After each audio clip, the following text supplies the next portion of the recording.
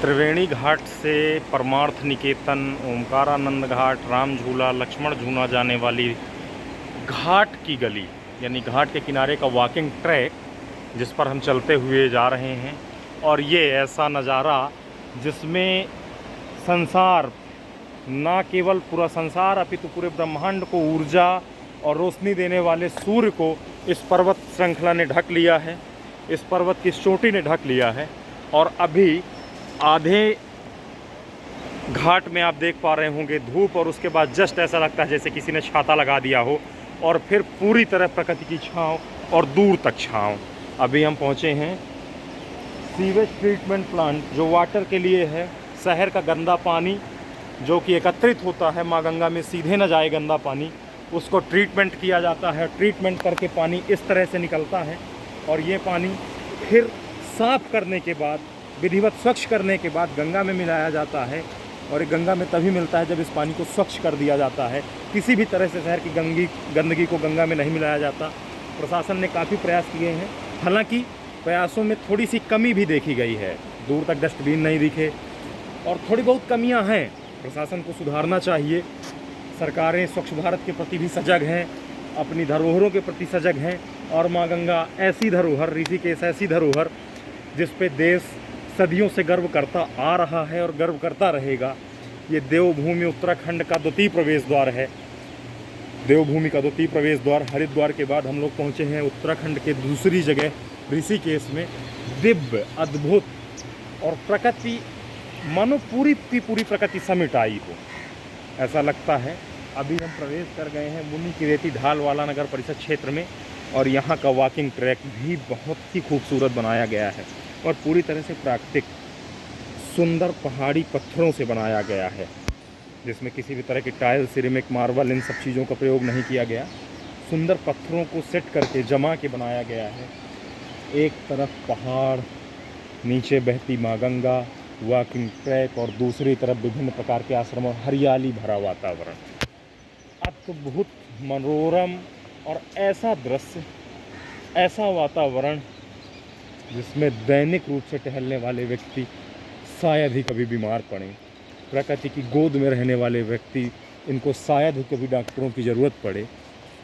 शायद ही ये लोग मानसिक रूप से कभी तनाव का अनुभव करें। इस जगह पर टहलना अपने आप में, इस जगह पर घूमना, इस जगह पर चलना अपने आप में आनंददायी।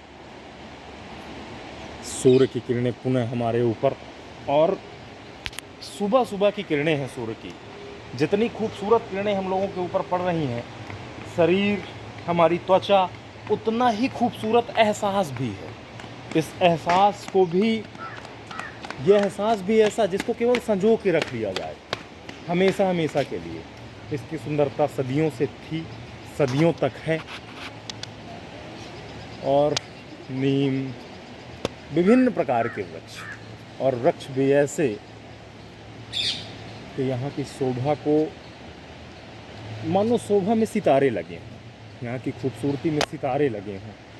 सामने कुछ छोटी, कुछ उससे बड़ी और कुछ उससे बड़ी सीढ़ी नुमा सुंदर सुंदर पर्वत श्रृंखलाएँ, सुंदर चोटियाँ, और बगल में बहती माँ गंगा। हालांकि बरसात का मौसम होने की वजह से, चूँकि देर तक बारिश हुई इस वर्ष, ये पानी थोड़ा सा मटमैला, लेकिन कुछ ही महीनों बाद, लगभग 2 महीने बाद, महीना दिसंबर जनवरी का आता है, और दिसंबर और जनवरी के महीने तक यह पानी ऐसा हो जाता है कि इसके बीच में सबसे नीचे पड़ा एक कंकड़ तक आपको स्पष्ट दिखाई देता है। और ये अद्भुत विशेषता है इस जगह की।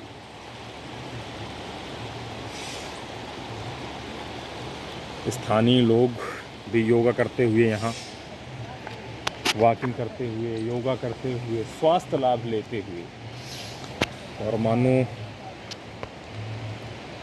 प्रकृति ने स्वयं कृपा की हो। प्रकृति, ऐसा लगता है मानो भगवान ने स्वयं को बसने के लिए एक ऐसा बहुत ही सुंदर ठिकाना बनाया हो।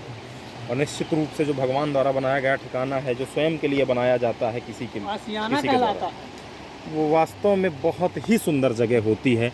मेरे दोनों सहयोगी रजत त्रिपाठी जी, शोभित त्रिपाठी जी यानी त्रिपाठी बंधु, ये दोनों बैठे हुए हैं और ये भी लाभ ले रहे हैं यहाँ के दर्शन का, दृश्य लाभ ले रहे हैं। ये अद्भुत जगह, अविस्मरणीय जगह।